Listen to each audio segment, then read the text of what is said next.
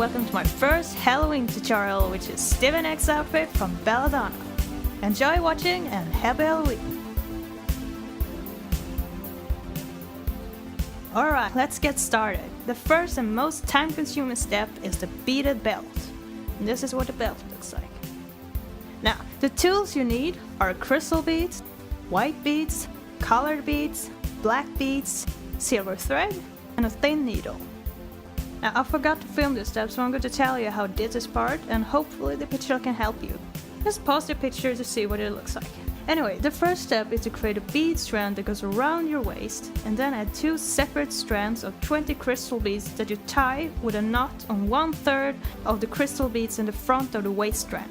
The 2 separate strands is where the longer strands that goes from the waist to your calves are going to be.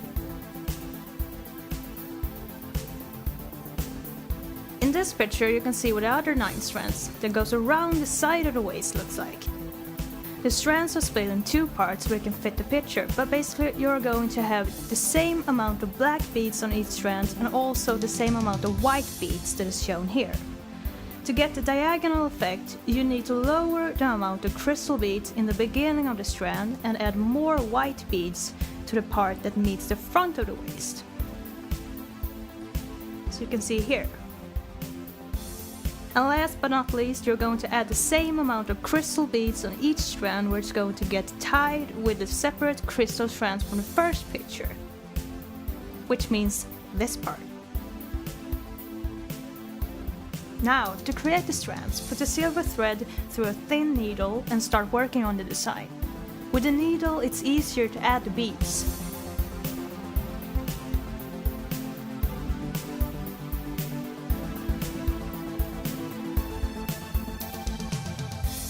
First, add the amount of crystal beads you need. Make sure to leave a bit of thread in the beginning of the strand for the back design later. Then, add white beads, black beads, more white beads, and finally crystal beads that meet the separate crystal strands. Make sure that the thread you're using is long enough to go around half your waist and then all the way down to your calves, plus a little bit more just in case. Create a normal knot to tie the thread onto the separate strand. Make sure you tie to every other crystal bead on the crystal strand.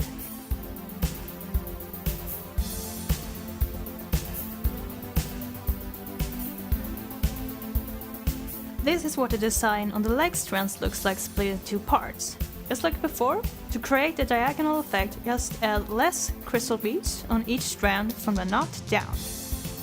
The other beads, like the colored, white and black beads, are the same amount, 10 to 15 beads, and after that you add 20 to 25 crystal beads. Repeat this pattern twice, but add less crystal beads at the end part.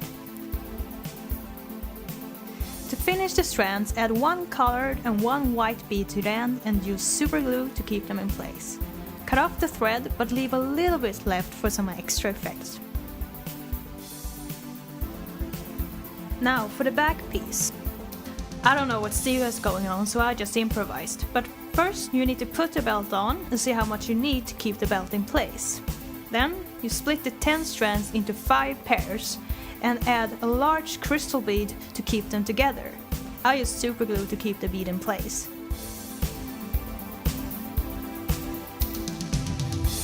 Cut out 5 pieces of silver thread, mine were around 8 inches. Then pull a crystal bead to the loose thread, not all the way, and then pull the crystal bead through all the threads in one section. Pull the thread through until it reaches the crystal bead and super glue to keep it in place. In this picture you can see the design I went for after I added the large crystal beads. It's a mixture of crystal beads and black beads, and I finished it off with a dark, large bead and pulled all the threads through the bead. And like before, I added super glue to keep everything in place. Now this is how you create the clasp part that keeps the belt in place. Start off with any kind of braid. I just did a fishtail braid and continued it down for about 1 inch. Then wrap one of the threads around the end of the braid. When you're finished, just add super glue. Then add white beads to the loose threads almost all the way to the end. Then add 1 crystal and 1 colored bead and glue them into place, just like the end in the front part of the beaded belt. Tie a piece of thread onto the end of the braid and add some white beads. Wrap them around the braid and superglue each section so it doesn't budge.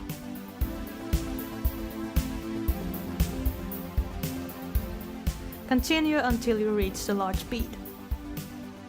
Wrap the end part tightly around the bead and glue into place. Then, cut off any extra and trim any loose parts. Use any clasp of your choice and use needle and thread. I looped the thread through the clasp from underneath on each side until it was secure enough. Then I finished with a tie and added superglue.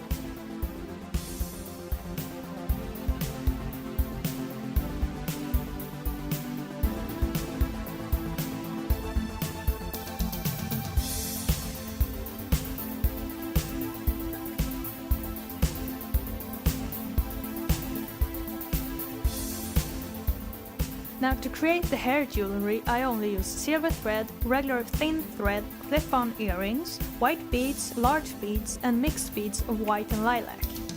This part would have made a video too long to show you, but there are no right and wrong here, so just have fun with it and create your own design. I didn't follow an exact pattern, but on some strands I took inspiration from Stevie's hair pieces, and it will still give the same effect since you're using beads of any kind. This is the clip-on earring I found, which has some crystal rainbow beads that matches the beads I used earlier. Then I just added some purple rainbow beads and smaller beads so the whole hairpiece would look like the strands and the earring matched and didn't look like two separate pieces. The next part is to add the loose bead strands onto the backside of the clip-on earring. That's why I left a bit of thread at the end so I could easily glue the strands into place. I opened the clasp and glued on 10 of the strands. I made 13 strands if you're interested, for each hairpiece, and just repeated each step until all the strands are glued into place. Then I closed the clasp and glued the rest of the strands on. Trim any edges that might be sticking out. The hairpieces are a bit heavy with all the beads, so that's why I used these clips, since I needed something that would keep them in place. But that's it. That's all for the hairpieces.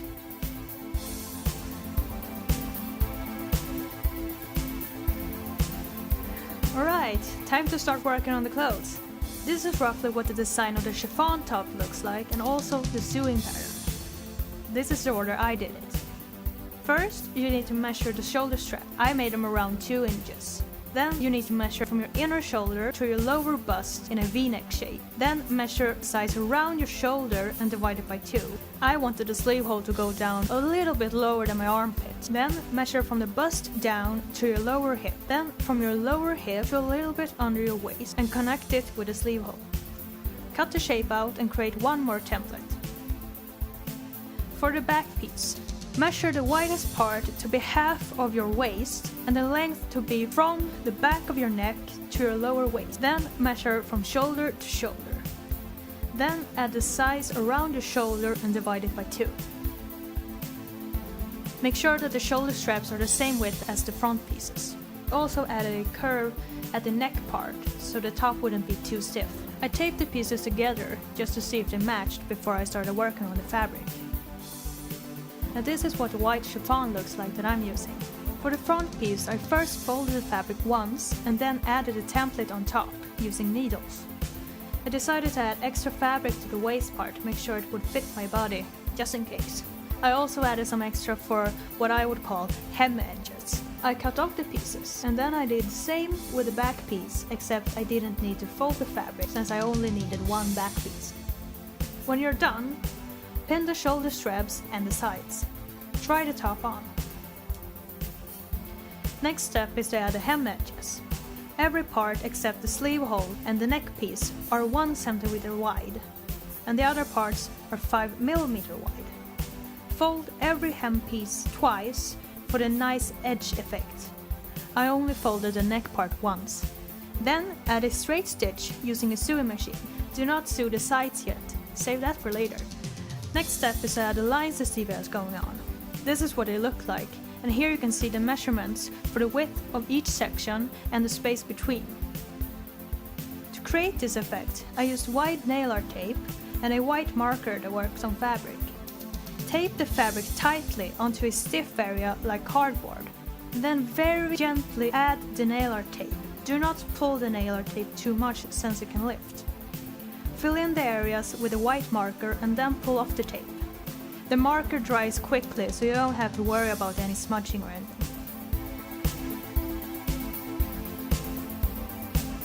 The lines on the back go straight down, while the front pieces has a little bit of a curve to them, but the measurements are all the same.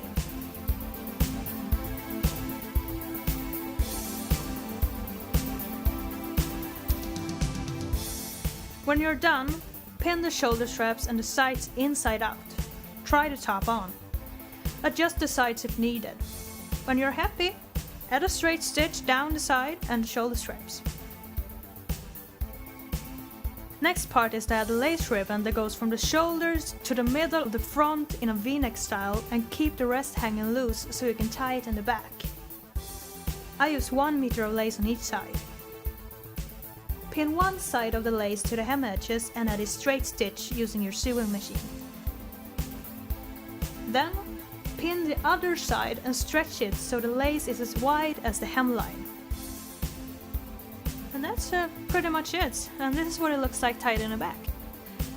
The most easiest part of this chiffon top has to be the sleeves. All you need to do is measure the length of your arms and then measure how far down you want the sleeves to reach.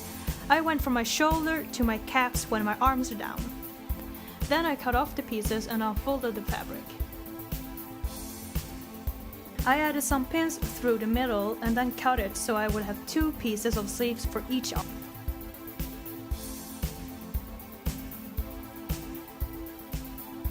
Add a tight zigzag hemline to the edges so the fabric doesn't fray.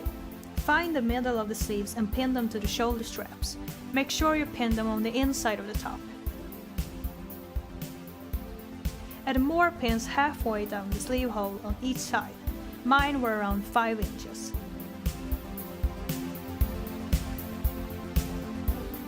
Finish off with a straight stitch. And that's it! Now you're finished with the top. Now the easiest part of all these steps has to be the skirt. All you need to do is measure out 2 squares. One that goes down to your knees and another one that can reach your ankles. Cut out the shape and then fold it twice.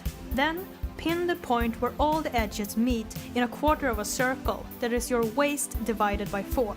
I made it a little bit smaller since my fabric was a bit stretchy. Cut the shape out, and when you fold the fabric you will have a perfect circle. Then just add a tight zigzag hemline to the edges so that the fabric doesn't fray. Then safety pin all the layers and make sure the bottom layers is on top when you add the hemline. Trim the edges when you're done. Final step is to just flip over the bottom layer so the top layer is revealed and you will have a neat edge.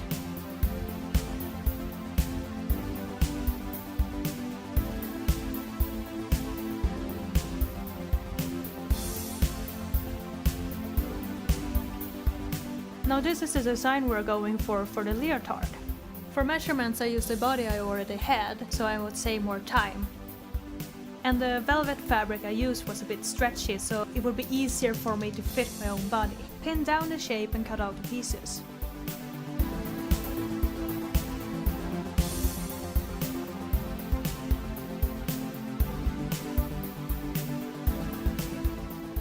Try the pieces on inside out and add safety pins where you want to add a stitch. Feel free to add some hem edges and safety pin them into place. Adjust the hemline if needed, and then just sew everything together. From your bust to your lower belly, we're going to create a gathered effect using a needle and an elastic so it won't break when you put the leotard on. Put your body on and then pin the sides to your bra strap. This will help when we are going to create the V-neck shape. Fold the elastic until you get the gathered effect you want and finish with a knot. Safety pin a clear bra strap where you pinned the fabric earlier. Take the body off and adjust the straps if needed. Add a simple stitch to the bra straps to keep them in place.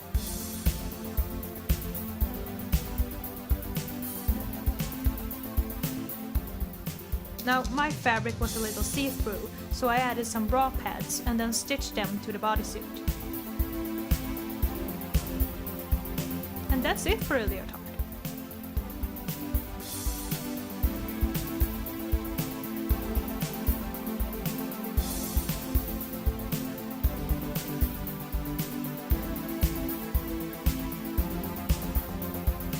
Now, just like the bodysuit, I used stretch velvet as the fabric, and I folded it twice so it will be the size around my calf divided by 4.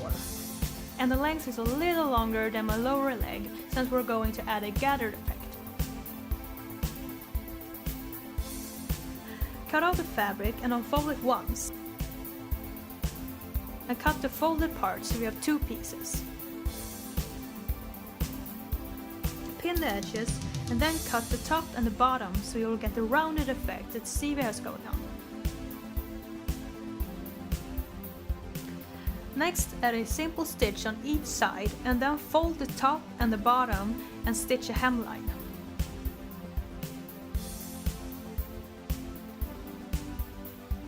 And just like the bodysuit, just use an elastic and create a gathered effect on the sides where we sew the pieces together.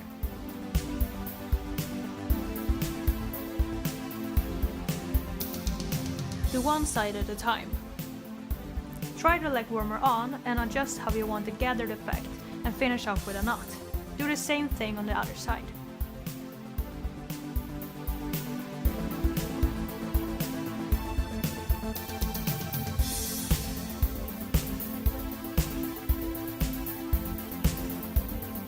Now this is what the makeup looks like that I'm working from. I have already applied foundation. And this step is optional, but I did some contouring to get sort of a similar effect to Stevie's nose, and I tried to narrow down my face since she has an oval face shape and mine is more of a square face shape. But this is totally unnecessary, don't need to do this, but hey, it's Halloween, so why not have fun with it? Anyway, the first step is the eyebrows, and they're pretty simple. It's mostly just brushed in place and a little bit defined with some brow pencil. Now the makeup I'm working from is, I think it's from the Wild Heart tour. Stevie had a similar look in a lot of photos from early 80s, so this is the makeup I went for. The eyeshadow basically looks like kind of a cat eye with a blended cut crease. I started off with an eyeshadow base and a light color that matches my skin tone.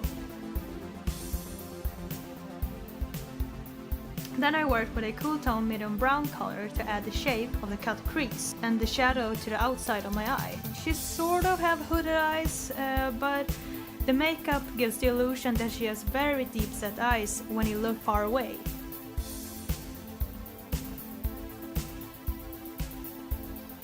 I did the same thing with a darker shade of grey-brown by using a smaller brush. Then I blended everything together. I repeated this step again with a dark brown shade and blended everything together. Do the same thing on 2/3 of the lower eyelid. It's all about working in layers and blending so you create sort of a shadow effect in the crease that doesn't look too harsh. We're not going for a cut crease, we're going for the illusion of a shadow. Then I use a black eyeshadow and an angle brush close to my lash line to create an eyeliner effect.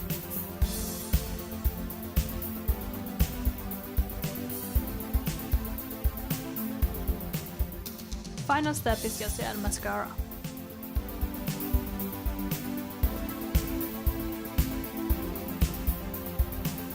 I added some highlighter to the brow bone since it looks like Stevie has some kind of shimmer going on, and I also added some to the inner corner of my eyes. Then I added some more highlighter to my nose and my cupid's bow. I intensified the illusion of my contouring with some contour powder and added some more highlighter to my cheekbone.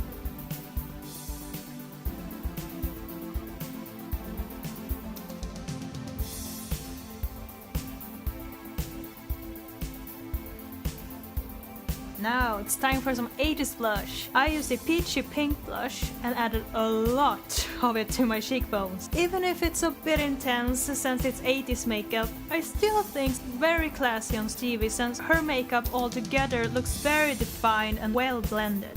Final step is her lips. Stevie has some sort of berry red color with sort of a pearl to it. The shape we're going for is a sharp angle on the cupid's bow with a straight line to the sides, and then a full rounded lower lip. To add some dimension I used a darker lip liner and then I blended it out using a lip brush. Over the top of the lip liner I added a mixture of a berry red lip gloss and a purple chrome gloss. This metallic effect really intensified the 80s vibe here. The hair is pretty simple.